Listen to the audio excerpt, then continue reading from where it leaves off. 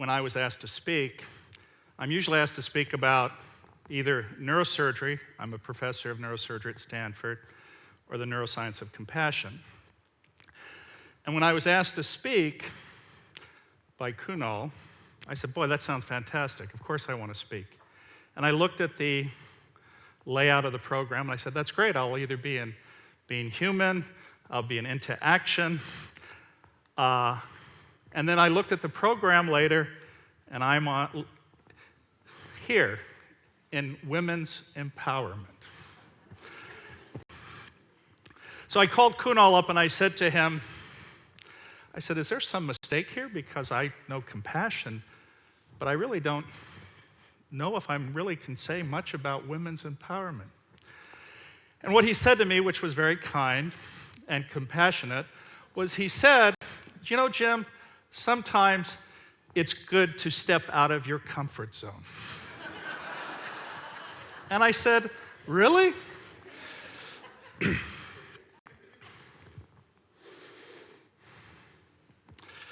You know, it's interesting also that here I am, a white, professional male from the first world, in front of you talking about women's empowerment.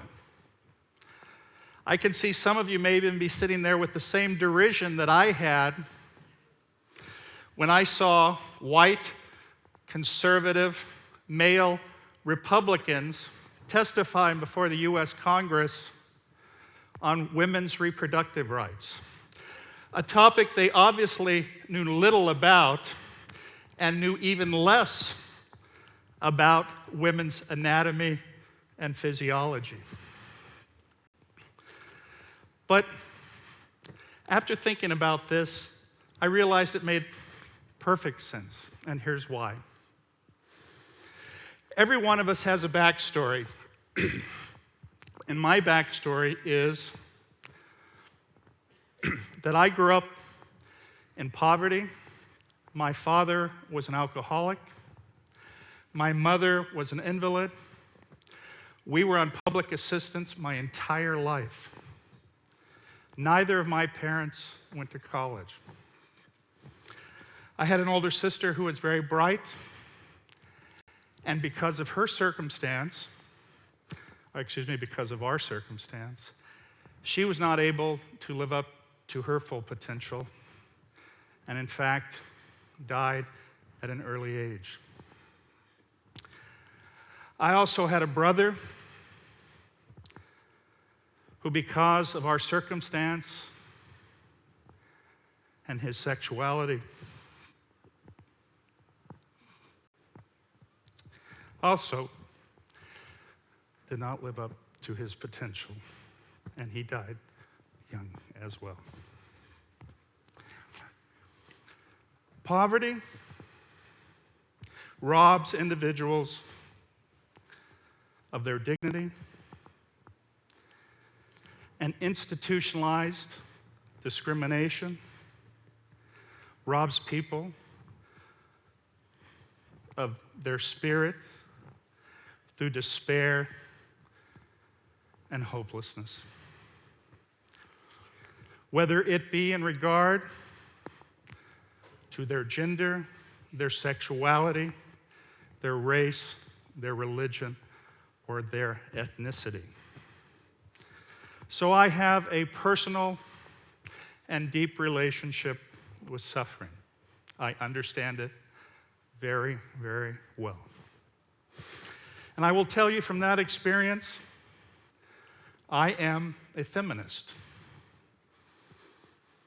But more importantly, I am a humanist.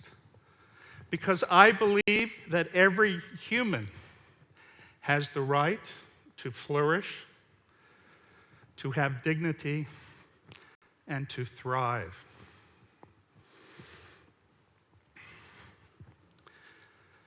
You know, I want to tell you a little bit more about my backstory. And this is where compassion comes into play. Compassion is the recognition of another's suffering and a desire to alleviate that suffering. When I was 13, I also had despair and hopelessness. And when you're in that situation, you start engaging sometimes in negative behaviors. And I was doing so. But an extraordinary event happened to me when I was 13. And that event was I walked into a magic shop. Now, it wasn't so much that I walked into a magic shop, but it's what happened after I walked in. The owner was not there, but his mother was there.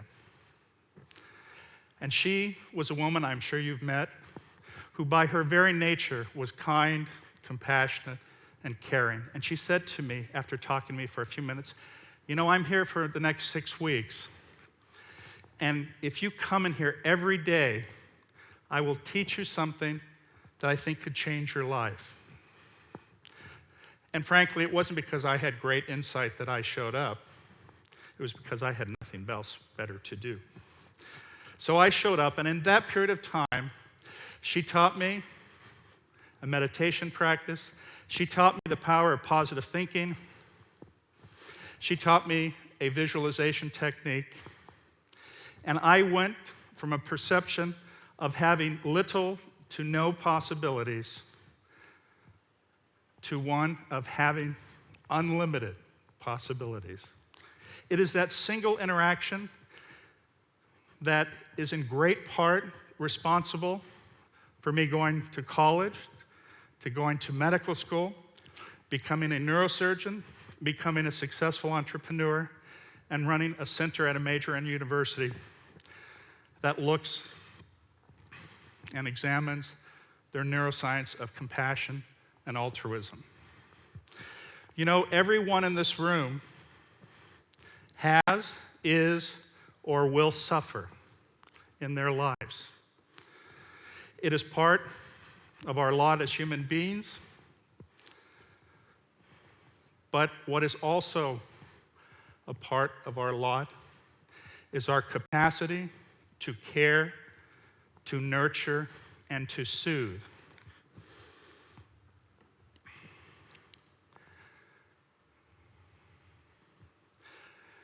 You know, when one looks at our evolution as a species, what we find is that for the ability to have what is called theory of mind, to have the ability to think abstractly, to have the ability to have complex language, it required us to increase the size of our cortex, to increase our frontal lobes, to increase our temporal lobes, but as a result, there was a requirement that our gestational, and I say R, the imperial R, a woman's gestational period, was prolonged, the litter size was decreased, and there was an absolute requirement that our offspring took well over a decade before they could live independently. And as a result of that, there developed extraordinarily strong bonding and nurturing pathways within our species.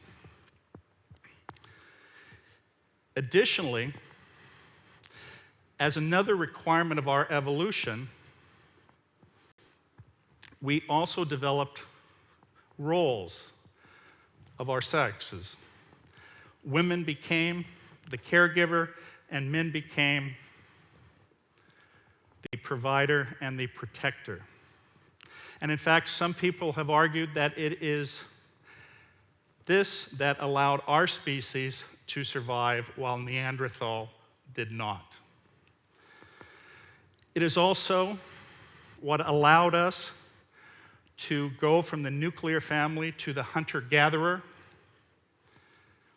where we lived until 10,000 years ago in groups of 10 to 50 as a group.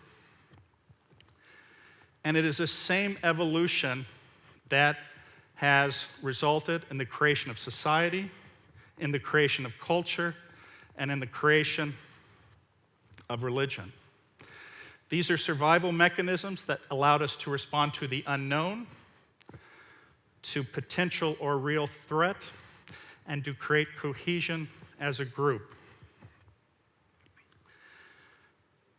But it also had a horrible effect as well, because those same survival strategies have resulted in hundreds of millions of lives being lost and destroyed.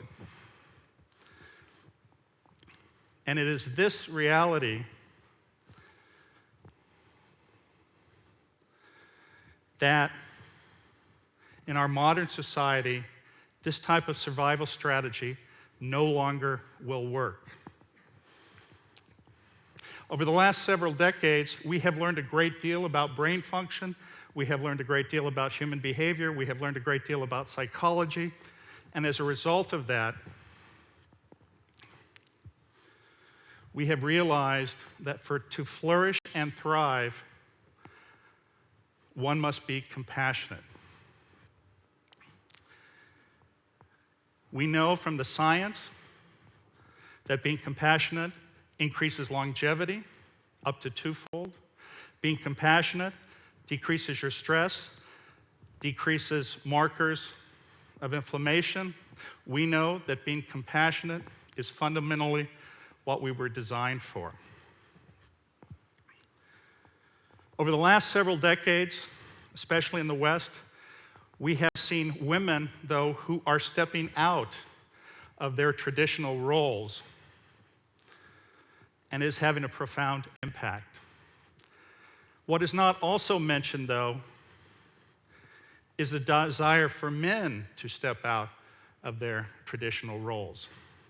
I submit to you that fundamentally, it is when individuals step out of their traditional societal or gender roles that is going to be the vehicle for our species to survive in the future. Because when you step out, you are no longer constrained. You are allowed to be who you are, and you are allowed to thrive and to flourish. When people step out of those roles, the Dalai Lama said, women are going to save our humanity. And I agree with him. Because when women step out of those roles, do you know what happens? It also allows men to flourish. And by doing so, it allows all of us to flourish. And it is going to be the survival strategy that will allow our species to survive far into the future.